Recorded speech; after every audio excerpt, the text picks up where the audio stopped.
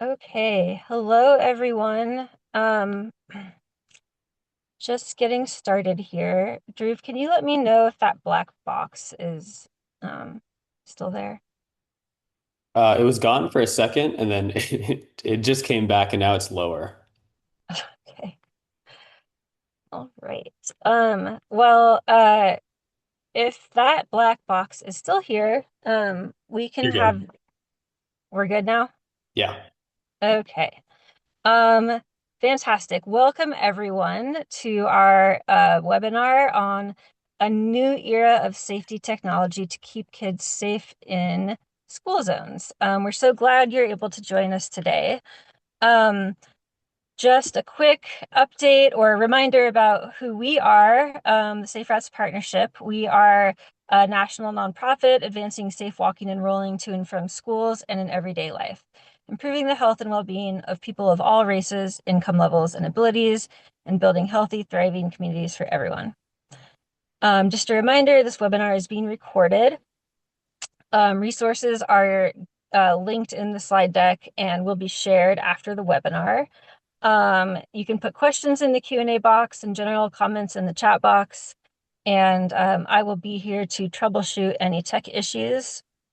Um, I think I forgot to introduce myself. I'm Margot Menison. I'm the Communications Director of Safe Routes Partnership. So just another reminder that we are here to help. We have a lot of resources and workshops and trainings in our resource center. So please feel free to check that out. Get in touch with us if you have any ideas or questions. And just to get us started, if you would like to drop your name and location in the chat box and any bike to school day plans, go ahead and do that. Um, and then again, we have the workshops and trainings covering these topics: safe routes to school, active transportation planning, policies and programming, community engagement, state network support, and design your own programs.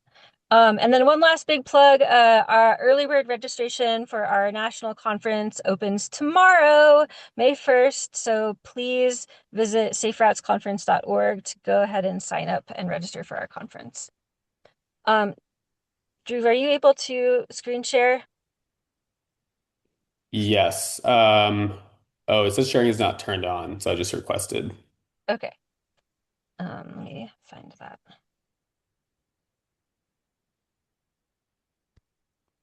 All right. You should be able to share now.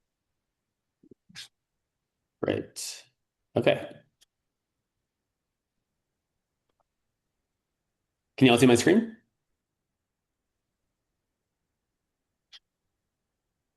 I cannot. You cannot. I can see it. Okay, perfect. If others can, then great.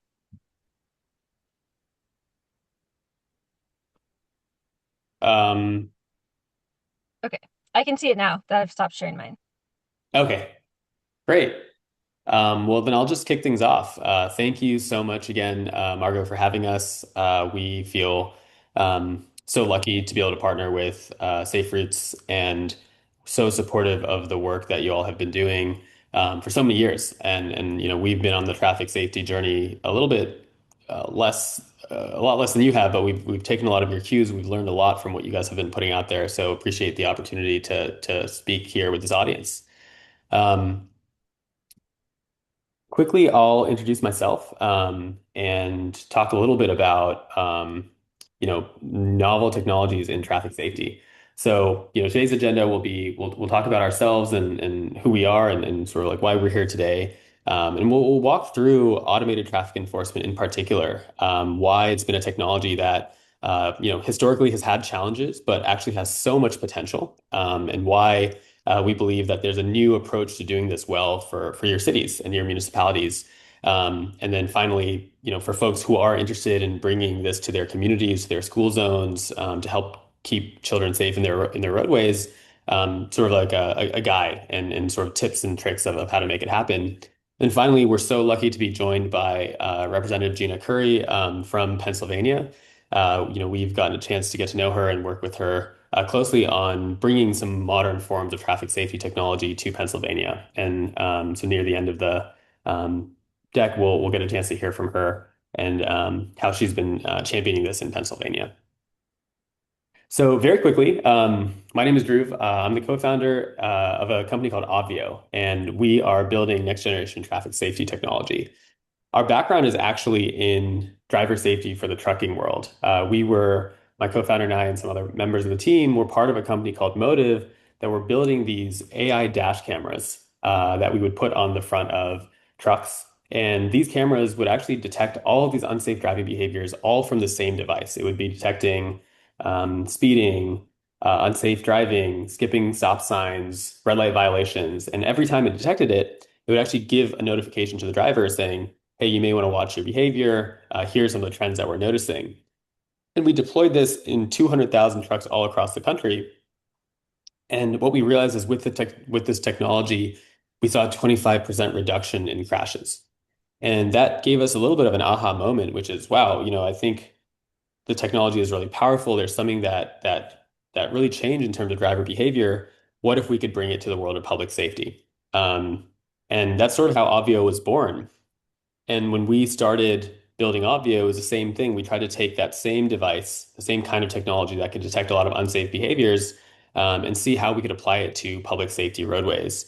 And one of the things that we realized early on was, there's so many people who are focused on using speed radar guns to be able to detect speeding, but there's so many other kinds of behaviors, and that's where maybe novel technology can help to detect, educate, enforce with uh, new kinds of behaviors. And over the last few years, we've actually been able to pioneer a lot of pedestrian safety technology, including stop sign monitoring in Maryland, Virginia, and a few other states. And so specifically, we worked with legislators in Maryland to pass HB 364. This actually gave cities the authorization to use cameras to enforce on stop sign monitoring. The impact was huge and swift. We were able to deploy in 10 plus municipalities. And there's a 65 to 70% reduction in unsafe driving. And what's been exciting to see is how much of a national movement there's been based on those results. We've seen this kind of legislation pass now in Virginia. There's folks in Pennsylvania and other places that are also sort of championing this legislation as well. And we'll talk a little bit more details. But just quickly, our technology focuses on building safer streets through automated traffic enforcement. A lot of it has been built and designed by folks like yourselves who are safety advocates and engineers. We've been live in 12 municipalities across a few states now, and we focus on a privacy-first, transparent design. And we'll spend a little bit more time on this. But I think most importantly, it's the impact that we've been able to make in just a few months. Every time we put a program out, we've noticed that within 4 months of going live, we see a 65% reduction in violations. And these devices do generate revenue, both to pay for itself, but also to fund other sorts of traffic safety initiatives across communities. And we've seen over $1.5 million being generated by some of the additional funds that towns are now putting towards stop signs, crosswalks, parks, other ways to make the community safer across the board. And so what I'll do is talk a little bit about the history of automated traffic enforcement. Why it didn't end up being deployed in as many places across the US as it is in other parts of the world. If you go to places like um, Italy or other countries in Europe or Japan or Australia, you actually notice that speed cameras, red light cameras are almost default. It's sort of a standard expectation. And the result is that the actual number of crashes per miles driven is significantly fewer in those countries. And when we started Avio, we were sort of thinking about why isn't that the case here in America? Why are we okay with living with so many crashes, so many deaths a year when a lot of other countries seem to have figured it out? And so I think, when we started looking at these systems, we realized that speed cameras and these kinds of things have been in America for a while, but they've been used very sparingly. And partly is because the existing early programs sort of earned a bad reputation. And, you had some of these programs go live. They didn't really tell communities what was going on. All of a sudden these cameras were up, starting to give tickets to folks. a lot of these early programs were very revenue driven, and it sort of created the impression of being a gotcha. Mm, And then finally, I know she told me. we there were a lot of erroneous citations and sort of system failures. And so there's places, this is a recent article from Fort Collins where because of the old school technology, you're giving a lot of tickets out to the wrong people, or it's sort of confusing and it creates a lot of backlash. Um, and when we started looking at this in a little bit more detail, we sort of realized that, there was sort of these old school technology approaches that were being used. They were incredibly expensive to install. They were sort of prone to errors. And in order to recoup these costs, vendors had to force really high ticket volumes to ensure profits. And when you have that sort of system, by default, it becomes revenue, more of a revenue grab. It creates public backlash. And actually, some of the contracts that were created, this is sort of in the 2010 era, so many municipalities felt trapped in these contracts because if they wanted to, um, break the contract, they would actually have a $1 million fine, $25 million fine. And so, all of these left a fairly bad taste in people's mouths for good reason. If you have these programs that really need to make so much money, they're giving tickets out for every little thing, and they're opaque, and people don't really know why these things are up there. It makes sense that community members didn't want this. This is not a program that they would support. Now, as we looked at this, we sort of realized, the current implementation maybe hasn't been done the best way, but the concept, again, it's used all across the world. The concept makes a lot of sense. And when we sort of looked at the world of traffic safety, the numbers are terrifying. You see a staggering number of pedestrians that are killed on a regular basis. Traffic fatalities in the United States are up 20% versus a decade prior. And simply being a walker or a biker is so dangerous these days, and it's getting more dangerous as people drive with their phones in their hand, and start paying less attention to what's going on around them. And so we realize, we need to solve this problem quickly. Every other country in the world is getting better at this. Somehow we're not. And then when we started looking at the traditional approaches, you have things that you can try. You can do engineering changes. So you can, do road diets, you can build roundabouts, you can build more bike lanes. But those kinds of things can take millions of dollars, and a lot of cities don't have that today. You can try to have in-person enforcement, but in-person enforcement can lead to bias. It can be a dangerous interaction for the officer and the driver. But on top of that, officers can only be in one place at a time. And with the myriad of stop signs and crosswalks all around a city, officers don't have time. And finally, education campaigns haven't been easy to measure and see if they actually make a difference. And so when you start putting some of these things together, you sort of realize automated traffic enforcement is something that makes a lot of sense. You can put these cameras up. It does enforcement. It reduces bias. It ensures for a 24/7 deterrence effect. And so if you look at these traditional approaches of education, roadway designs, they take years to implement. They're millions of dollars. Whereas if you were to use modern automated traffic enforcement solutions, you could get a 70% reduction in violations within months. You can implement these systems within days. And these programs are typically cost neutral. They actually pay for themselves and then some. And so, conceptually, it's sort of like, we should find a way to make this work. This is maybe one of our best chances of making an impact and reducing the number of crashes that are happening, if we can get this right.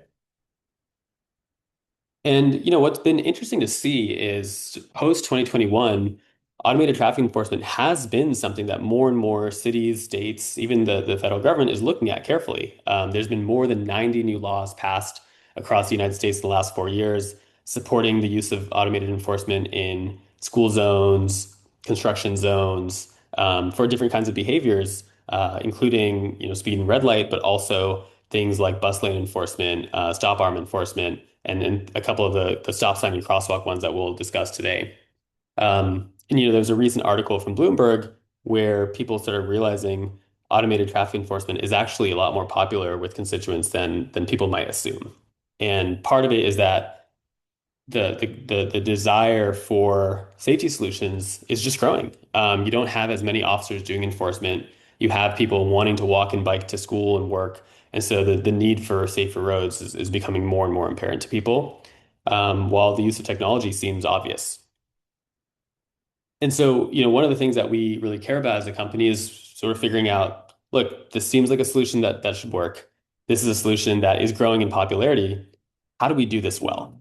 How do we make sure that we have automated traffic enforcement in a way that solves a lot of the issues from the first generation? And so, we put this together for this audience, which is sort of, we've been able to run programs for a few years now, and we've learned a lot about how do you manage these programs well. And so we wanted to put together a toolkit and a guidebook for you all. So first off, it's, thinking about a few principles. The first thing is the goal of this is safety. And that means the very first thing that we want to be focused on is protecting our most vulnerable. That means we don't want to put automated traffic enforcement everywhere. The point is not to blanket the city in cameras. It's to really focus on these areas, school zones, work zones, hospital zones, to protect the people who are most vulnerable. The second is this is not meant to be an opaque system that just gets put up and tickets hitting people. This is meant to be in partnership with the community. The goal is a culture of safety, something where people all feel individually accountable to making the roadways safer for everybody. And so building community buy-in is incredibly important. And then finally, it's celebrating behavior change. The impact for these can be so powerful. And if we can share the stories and the stats of how things have changed, we sort of help the community realize that these are things that we should celebrate. And these are the goals of the program. Now, with these principles, you start thinking about, okay, what are the actual elements? How do I actually put this together? And there's a few things that we've learned that have been effective in terms of building a program like this. The first is community first. So really focusing on widespread education campaigns to build buy-in from the community, and we'll talk about how you can do that. The second is cost neutral. If you can have a system that's affordable and doesn't break the budget and puts towns in a red, you can actually sort of have a system that's easier to get off the ground. Um, Third is having a solution that's solar powered. It gives you the ability to move really fast. It doesn't lead to a massive construction project. Historically, it's been taking 1 or 2 years to get these programs up and running, which is a lot of time to, create actually more traffic issues in the community if you're building these construction projects. Whereas if you have something that's solar, you can get these things up and running in a week without any, hard install. And then finally, being very, very focused on privacy. Again, the goal of this program is not to collect a bunch of data and have cameras in everyone's faces. And novel technology can actually allow anything to be blurred on the device itself. And any footage that's not a violation should be automatically deleted. These are all things that can make these programs a lot more palatable to communities and easier to get started. Now, one of the things that's also special about new technology is it allows for more precise detection of real pedestrian risk. And what that means is if you think about a roadway, there's a lot of different kinds of driving behaviors, there's a lot of things going on. The goal of these systems is to just keep people safe. And so with novel systems, you can actually detect things happening in the scene. So you can look at, are there actually pedestrians here? Is there actually a dog crossing here? Is there actually a bike in the scene? And so if you are looking at behaviors and trying to decide, should I cite something? It's not just about citing things, uh, carte blanche. It's about really focusing on what are the types of behaviors that I want to be doing any sort of citation on. And what that means is, the program can detect stop sign compliance and speeding at the same time. So it's not just about a rolling stop. It's about, wow, did this person blow through the stop sign at a massive speed?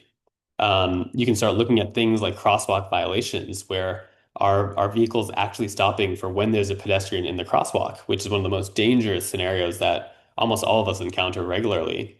And even things like distracted driving, these systems can start looking at, are you on your phone when these behaviors are happening? And these are the kinds of behaviors that are the most important to focus on.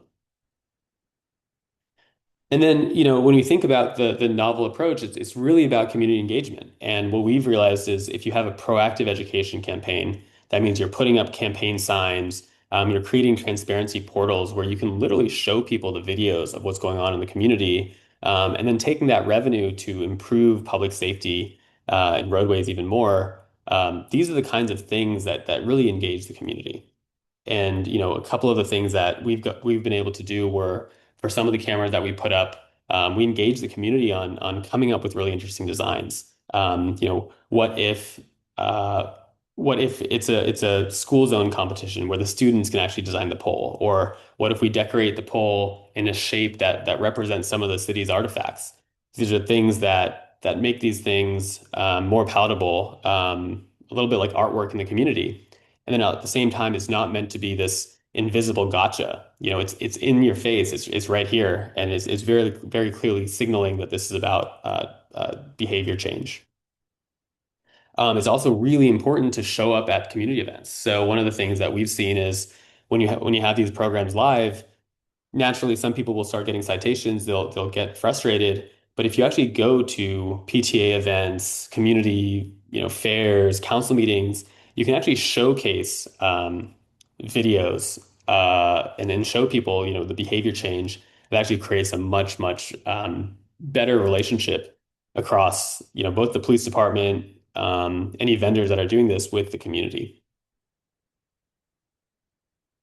It's also very important to have proactive transparency. So what we've realized is with modern providers, you can actually create the map of where the violations are happening. You can show trends. You can highlight these videos, and by keeping things very transparent, you actually build more buy-in across the community. And we've put up portals on our website called Let's Drive Safer, where people can go to let'sdrivesafer.com/ insert town name, and watch the videos themselves. And then one key thing that's really important is what we call compassionate enforcement.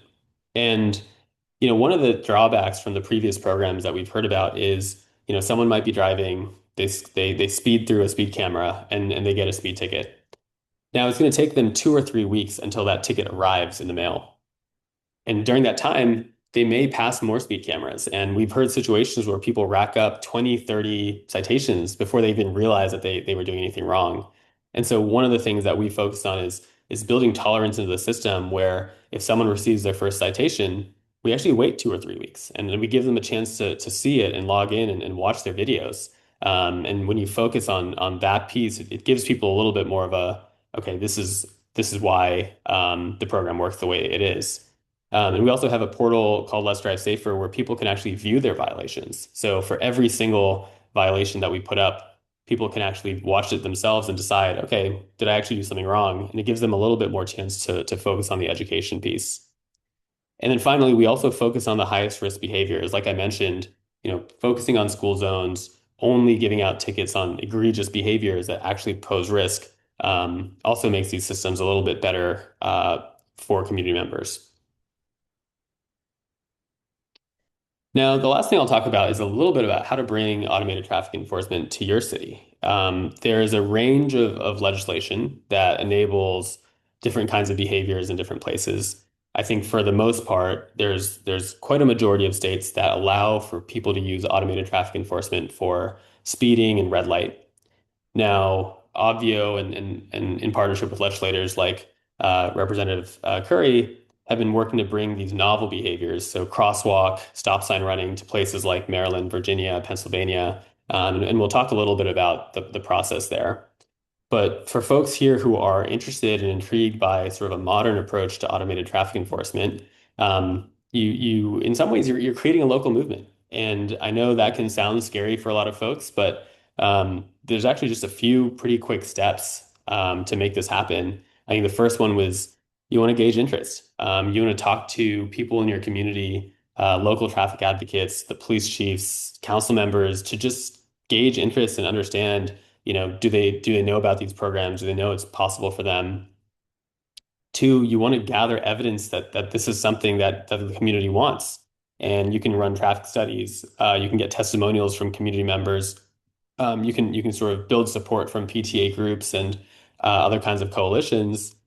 And then you want to drive awareness in more of a public forum. So propose to discuss it at a council meeting, local traffic safety events. And then finally, if it's getting to the point where it's going to a vote, you want to demonstrate support. And as the topic goes to a vote, you want to provide your supportive testimonials. You want to email the local police chiefs and other leaders, because these are the kinds of things when you can actually get more community buy-in. And now modern vendors can help. What we end up doing with communities often is providing free traffic studies. And so, we can help you gather some data to really showcase is the problem. We're happy to kind of partner with you in terms of presentations at councils.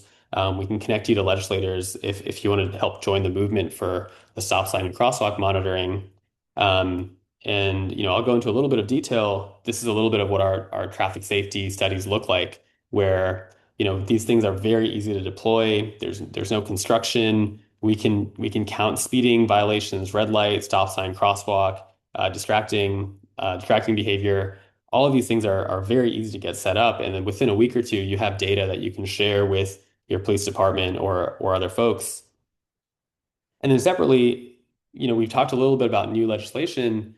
There's quite a few states where we are working with legislators to authorize the use of automated traffic enforcement for stop sign running and for pedestrian safety violations. And so Maryland is the place where it's already live. Virginia passed this law just a few weeks ago. And so, we know cities are starting to move forward. But we are working with legislators in Pennsylvania, North Carolina, Rhode Island, Delaware, places where they believe in this sort of technology, and now the bills are making their way through the different chambers. And so, again, for anyone who's interested, if you're in any of these specific states, or if you want to bring this to your state in the future, please get in touch with us. We're always looking to find more people excited about this movement. And then finally, would love to introduce Representative Curry. She's one of the legislators who has been championing this in Pennsylvania, and it's been great to get a chance to know her and some of the other representatives of the House Transportation Committee there. And so I'll pass it along to Representative Curry. Hi, can everybody hear me? Okay, great. Thank you so much for the introduction, and I'm glad that we're having this conversation today. It's so important. I think my interest in this particular opportunity to champion legislation in this way for the state of Pennsylvania is because we are seeing increased rates of accidents and basically tragedies. We had a tragedy right here in the Upper Darby Township. It wasn't my district, but it was Representative Boyd's district, where a man who was using a bike lane um, was mowed down and killed. He left a wife, a young wife, and two small children behind. And so when we think about our traffic patterns and the way we're not necessarily sharing the road, even when my own lived experience, I live in a community that has many busy state roads all around me. And when I say state roads, I mean roads that are actually operated by the state of Pennsylvania. So road work, making sure that the traffic lights and signs are in good condition for road safety. One of the things that I notice in my own community is the lack of, well, I would say the increase of aggressive driving. I think after COVID and everybody came back outside, I think people really forgot how to keep safe driving in mind. I know most of you on the line remember that, how people became way more aggressive in the way they were driving and not following speed limits and such. So I'm on the transportation committee with Chairman Eddie Nielsen and Kyle Wagenseller, who is the executive director. And we got to meet with this wonderful group about, what this would look like for Pennsylvania. I've been to other states. I'm born and raised in Maryland, And I was sharing when we got to meet, I was sharing the fact that Maryland actually has a system in place where even when it's not a school zone, when schools are in session, their cameras are rolling at all times. Um, I found out about that because what happens is we have to start building a culture that realizes when a school is around that children or young people could be around there at any time. That means weekends, it means after school at their playgrounds and various times like that. So we are putting out a co-sponsorship memo, and I just want to share it with you all. I had, before I got to meet with these great folks who are championing this system, I would always talk to Chairman Nielsen about the fact that we need more legislation around safe walking paths. Our school districts, particularly the one that I live in, has a safe walking path plan. But when you think about 3-lane highways, the lack of um, crossing guards, and busy, busy, busy roads, it's really not even realistic that we not take a look at doing something for safety of not only our children, but of adults who are walking their children or people who are just trying to exercise in the morning on the sidewalk. We have to take responsibility for making laws in every state that help people to know that they can walk on a busy street without being mowed down. And I'm sorry for the lack of a better way to say it, but mowed down is the way I look at it because people are usually unassuming when it happens. People are usually not expecting a car of a reckless driver or someone who's not following the patterns to do it.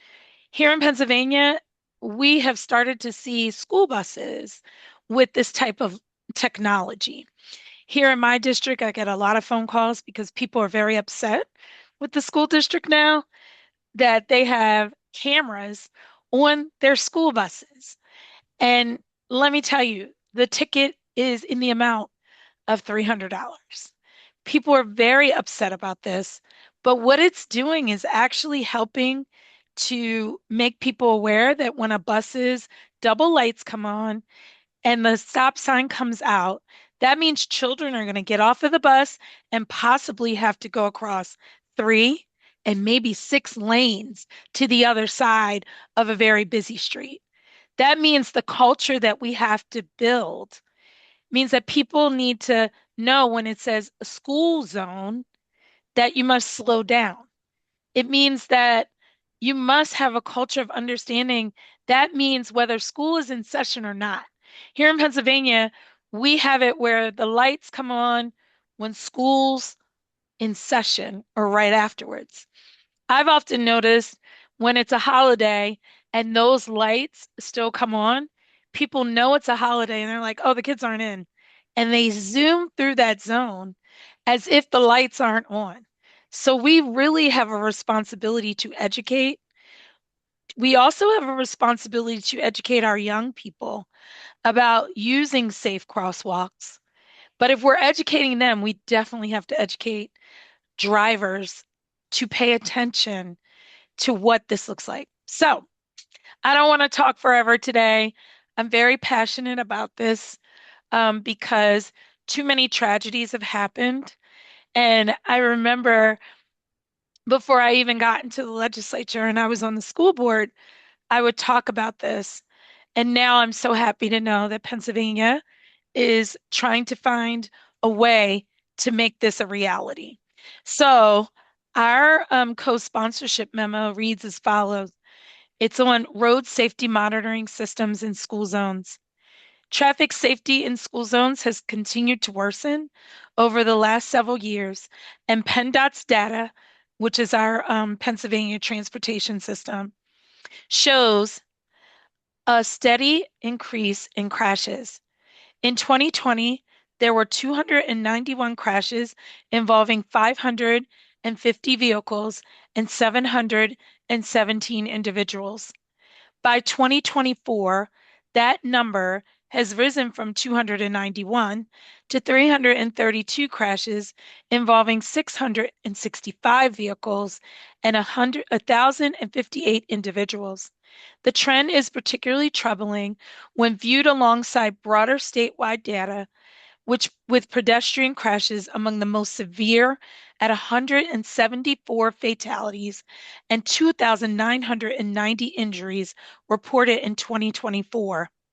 Children are especially impacted with 147 pedestrian injuries among ages 5 through 9, 274 among ages 10 through 14, and 240 among ages 15 and 19. As traffic volumes continue to rebound post-pandemic, as I said earlier, risky behaviors such as speeding, distracted driving, and failure to yield persist, putting children in school zones at ongoing risk.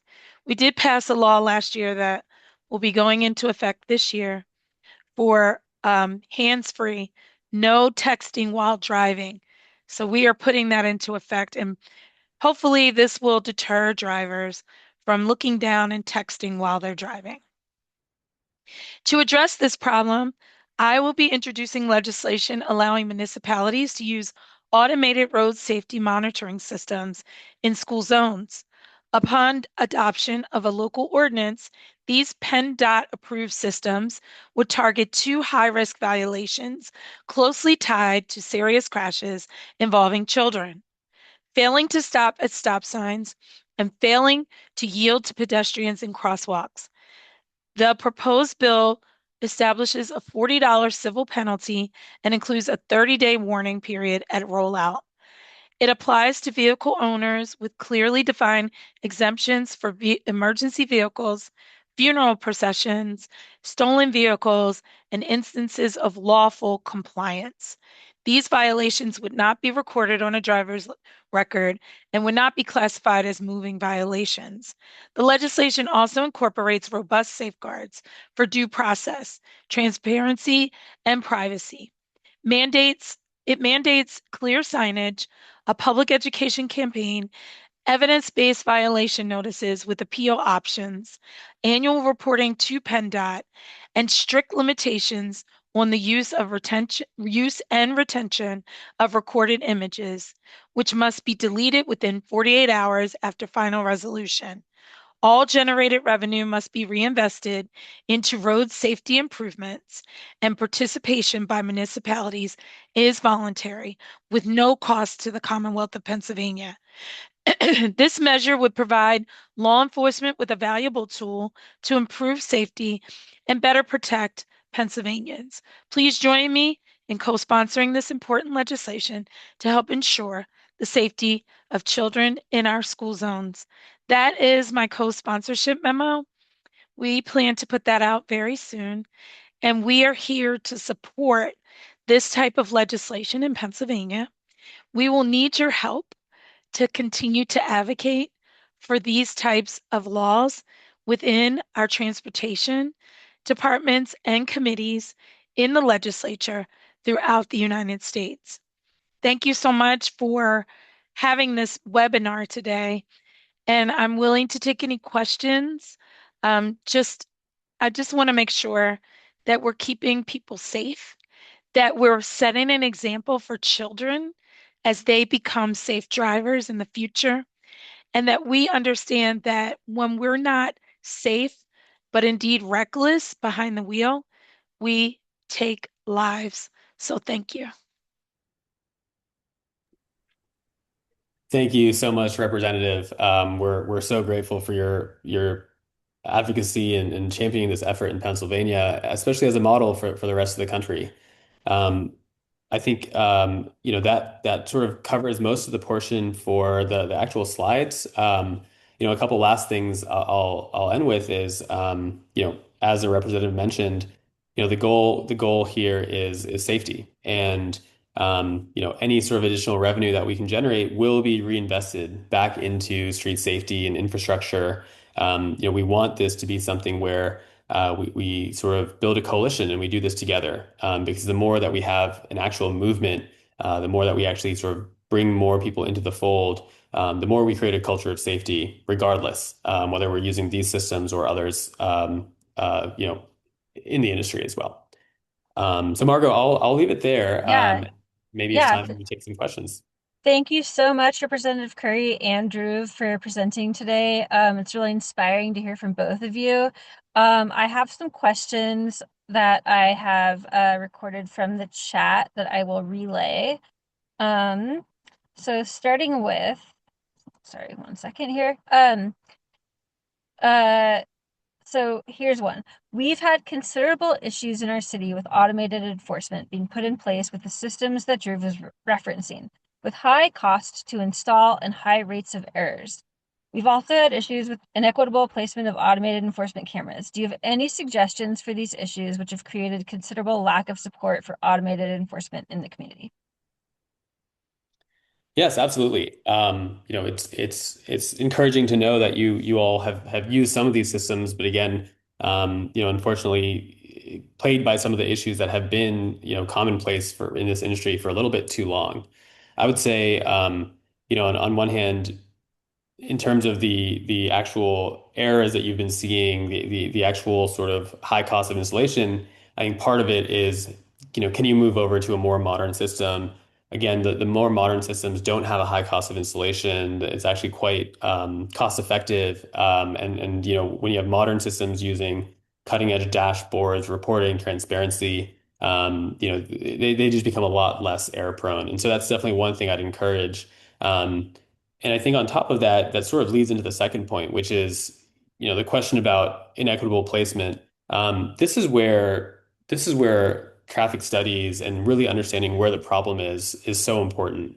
On top of doing the traffic studies, you don't want to just figure out that once. You want to sort of have a system where you're constantly, you know, you might have put these programs up in a few different places, but you want to constantly be reassessing.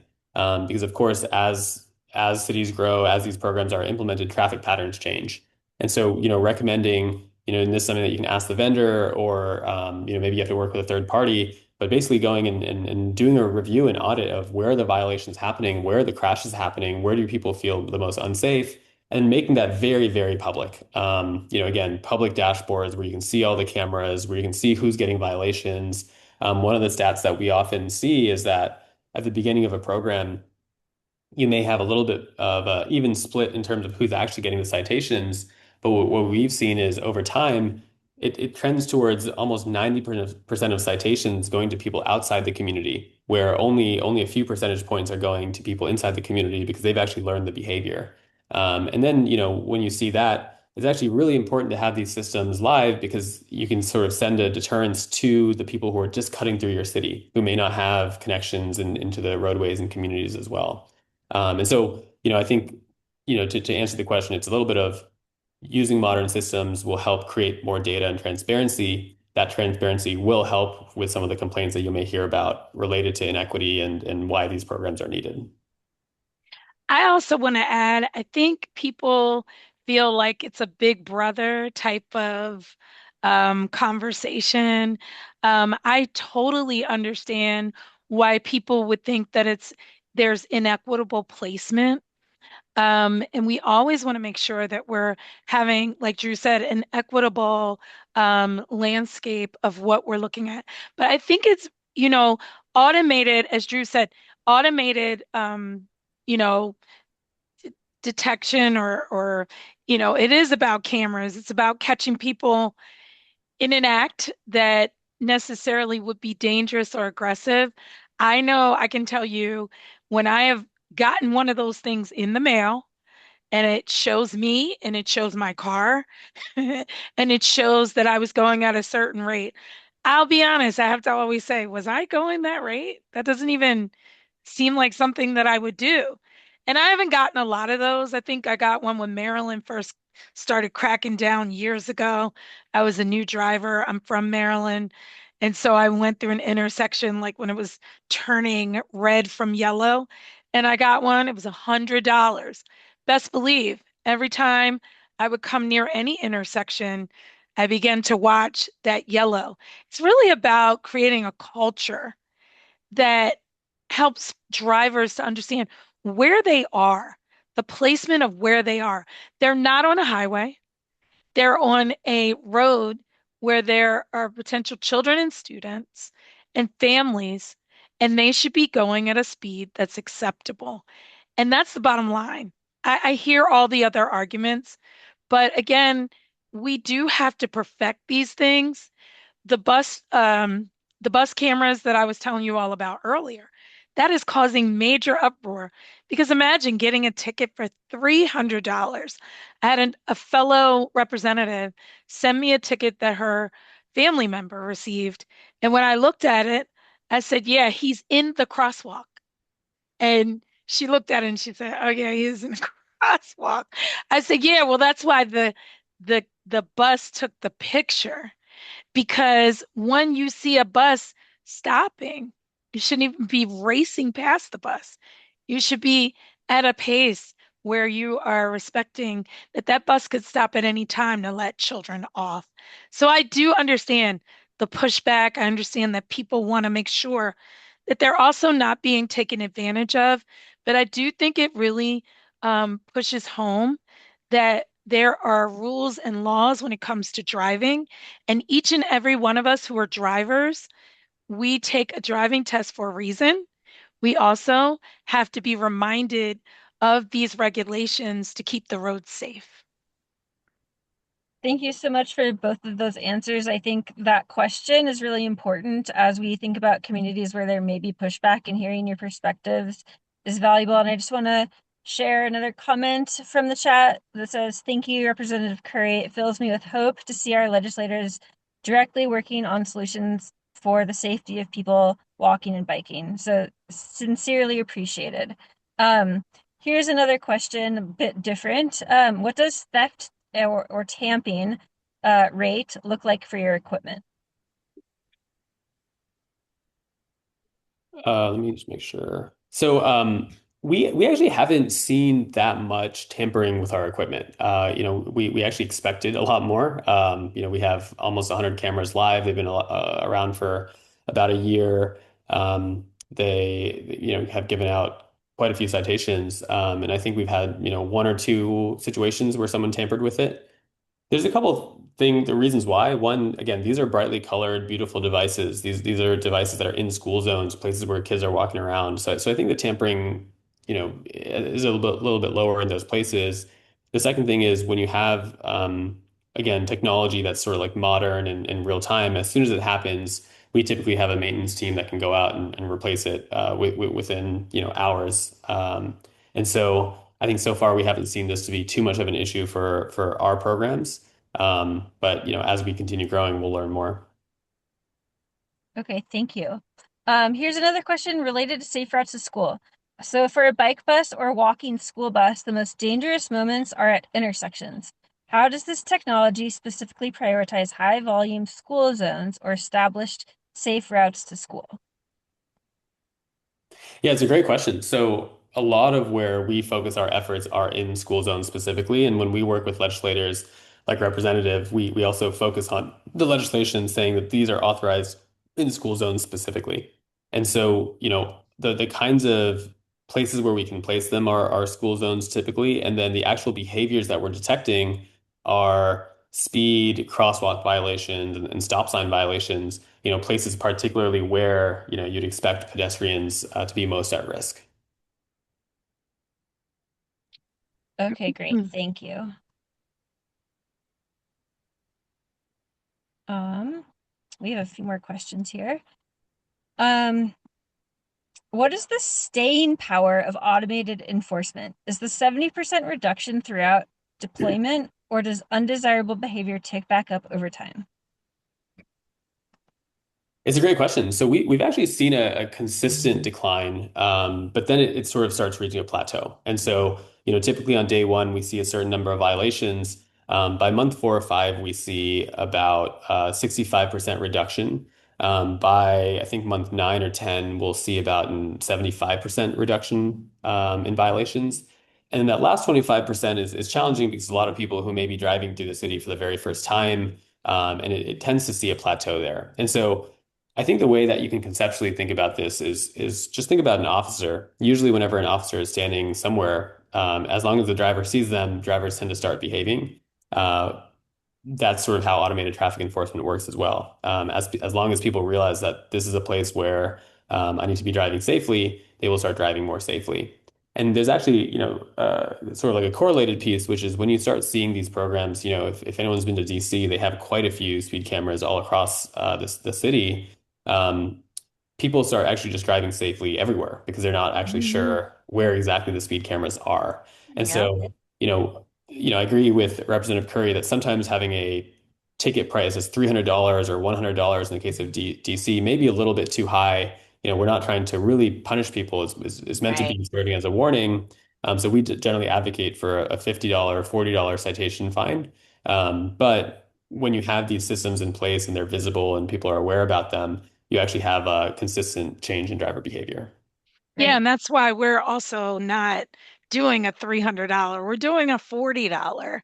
But I do also understand that we will have pushback, you know, on this particular legislation, I believe, around, the budgeting of having these systems and potentially some pushback on from municipalities. And Drew and his partner have done a really good job of explaining how this is not going to be cost prohibitive, but really has been put out there to be a space of, you know, friendly to be sure that we have the safest roads. I did see something. I just want to, Margot, when I look at um, the webinar questions, the one that says what sort of data sharing agreements are required of your system with federal or state agencies such as ICE or other law enforcement. Drew, I don't know if you went over that, but is that something that you can address? It's a great question. And privacy and sort of data protection is something that we care a lot about and take very seriously. From the first standpoint, again, from a technology standpoint, most of the data that's captured stays on the device itself and gets overridden within 12 hours. The reason for that is a lot of the detection can happen on the device itself. If it's a violation, it gets uploaded. Otherwise, it gets overwritten fairly quickly. Now, once that data is shared with the municipality, because they have to approve every single citation, that data belongs to the municipality. And so, in our contract language and however we sort of define these programs, we share that, this data cannot be shared with any third party outside of the municipality unless there's express permission from the municipality itself. And so, generally, that is the privacy policy and data policy that we adhere to and sort of recommend for all municipalities. On top of that, there are certain states that have gone as far as creating more guardrails around automated traffic enforcement so that if folks want to access any footage that's on the device, if folks want to, quickly see if there's sometimes there's a crime that might happen that might have been picked up by one of the devices. There's some legislation in effect that basically says if that's the case, you have to get a subpoena before you can even access this footage. So, there's a lot of guardrails in place, both technology-wise as well as policy-wise, and then contractual as well. And that's sort of how we ensure that you don't have, people in this data that they're not supposed to be looking at it. The final thing that we also do, one thing I mentioned earlier, is that we also do blur faces in some of the videos that are shared. That also allows for privacy protections. I think that's a great idea, particularly because right now, as the person who asked the question earlier, talking about vulnerabilities, we do not want to put in a safeguard and then put something in that's going to harm folks, right? We don't want to do that with a system. Thank you, Representative Curry, for flagging that question. And I see, Drew, that there's another question that you would like to answer. I'll just read it. Has anyone tried compassionate enforcement to start with only a video or warning with no monetary fine and then evaluate impact? Yeah, absolutely. Yeah, I think I was going to type the answer. I accidentally hit answer live, but it is a very common to use warning letters, warning periods in the sort of like the first few months, like 30 days, 60 days of implementation, so that the first time someone receives anything, it's just a warning letter. And then in the future times, it becomes a citation. And then there's some places where, depending on the threshold of the violation, if you're speeding 30 miles per hour over, 60 miles per hour over, the fine actually increases. So I think all of these kinds of things are good representations of compassionate enforcement. We're all humans. We all make mistakes, and we should have the ability to learn from it and improve from it before harsher measures are in place. I love that term, Drew, compassionate enforcement. I don't think I've really heard that too often, but it is a good way to look at it in a perspective that helps us to keep things in mind as we're making legislation. So we have 5 minutes, 4 minutes left. Are there any other questions that you have seen here that you'd like to answer? If not, I can throw a few more out. There's a couple of questions that I'm seeing on the maintenance and the cost, and sort of how these things actually get implemented. I think. Just to highlight, why is it that these things can be installed at no upfront cost? How does the business model work? This is something that's based on a breakthrough in technology, which is putting up a pole that's solar powered is not very expensive anymore. And so in terms of how the business model that we've set up, and we encourage you guys to talk to your vendors about this, is you put a camera up for no upfront cost. As the revenue starts coming in from citations, it can be used to pay for the cost of operating the system. And that can either be sort of a flat monthly fee or a flat monthly with some service charge on the mailing and the stamps. But the goal that we believe for future systems is that, this shouldn't break the bank. People shouldn't have to be deciding between, a municipality, if they're looking at their budget, shouldn't have to be deciding between, do I want safety for my roadways, or do we want the new town center implemented? Right. And what grant should we apply for? The goal is, because there's a way for these things to pay for themselves, let's make that as simple of a decision as possible. And then any additional revenue that's collected can be reinfused into the community. And just to give a few examples, there's a town of Colmar Manor, one of the first towns that did a stop sign program in the country, and it was incredible. After the pole was up, they actually used some of the funds to paint a whole mural on the roadway, kind of like a street art around the camera, because people also know that if you have street art, if you have street paintings, people tend to drive a little bit safer just because they want to take a look at the roadways. And so these are sort of really interesting interventions that can be layered on top of these programs to reinvest and beautify the community. That's awesome. As I'm from Portland, Oregon, we have some of those intersection murals and love them. I think it's a really cool way to reinvest the money that comes in. I think one of the last questions that I want to ask and have you answer is, does anyone want to advance new on ATE in their community or state? And if so, how can they get a hold of you? Absolutely. I mean, so as we mentioned, we're working on some of this in 6 states today. We have many members of the team that are sort of always thinking about where are the next places that people would be interested in this technology. I have our email listed here. My personal email is drew@obvio.ai. So feel free to shoot us a note. We'd love to chat. We can do free studies. We can brainstorm sort of presentations in your local areas. We can do more webinars. I think we believe that there's something really special here in terms of driving safety, and so the more that we can get the word out, we're excited to partner however we can. We definitely need you to come on and do a member. Once this co-sponsorship is released, we want you to come on in Pennsylvania and do one of these for our members, because they're the ones who ultimately have to vote, and then our stakeholders for sure. Thank you both, Representative Curry and Drew, so much for presenting today. The questions were really great in the chat. We had more than we could even answer. We will be sharing this recording and the slides on our website after this. So, and we'll be doing a third webinar in the future. So thank you so much. Thanks so much, everyone. And thanks Thank for you. yeah. Thank Bye. you. Margot, I put a question for you in the host Yes, and space. yes, I will share the all of the chat with you. Okay, great. Thank you Yeah. so much. Thank you Have so a good one. much. Okay, you too. Bye-bye. Bye. Bye.